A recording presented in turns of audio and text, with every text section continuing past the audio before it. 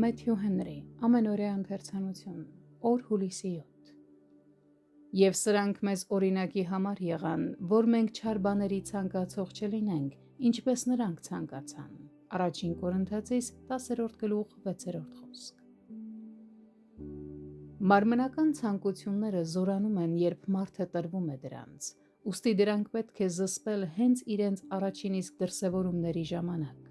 Եթե ցանկանում ենք խուսափել Իսրայելի վրա եկած պատոհասներից, ապա պետք է զգուշանանք նաև Իսրայելի գործած մեղքերից եւ արդարացի է վախենալ, որ նրանք, ովքեր փորձության են ենթարկում Քրիստոսին, նրա կողմից կմատնվեն հին օձի, սատանայի իշխանությանը։ Աստծո տնօրինությունների եւ պատվիրանների դեմ տրտնջալը մեծապես բարկացնում է նրան։ Սուրբ գրքում ոչինչ զուր չի գրված, եւ մեր իմաստությունն ու պարտականությունն է սովորել նրանից։ Ուրիշներն ընկել են եւ մենք նույնպես կարող ենք ընկնել։ Քրիստոնյայի ապահովությունը մեղքից սեփական անձի նկատմամբ անվստահությունն է, այլ ոչ թե ինքնավստահությունը։ Աստված չի խոստացել մեզ պահել անկումից, եթե մենք ինքներս զգոն չլինենք եւ չհետևենք մեզ։ Այս զգուշացման խոսքին ավելանում է նաև մխիթարության խոսքը։ Ուրիշներն էլ են կրել նույնպիսի բեռներ եւ ենթարկվել նույնպիսի փորձությունների,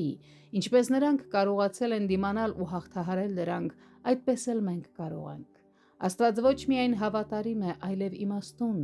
Նա մեր բեռները չափում է մեր զորության համեմատ։ Նա գիտի, թե որքան կարող ենք տանել։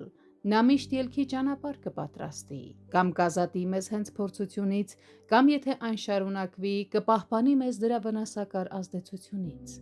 Մենք լիակատար քաջալերանք ունենք փախչելու մեղքից եւ հավատարիմ մնալու Աստծուն։ Եթե ամուր կառչենք նրանից, ապա փորձությունը չի կարող մեզ տապալել։ Աշխարհը լինի մեզ ժպտացող թե խոժոռված, միևնույն է, մեր թշնամին է։ Սակայն հավատացյալները կզորացվեն հաղթահարելու այն իր բոլոր սարսափներով ու գայթակղություններով հանդերձ։ Տիրոջ երկյուղը, որ Աստված դնում է իր զավակների սրտերում, նրանց ապահովության եւ պահպանության գլխավոր միջոցը կլինի։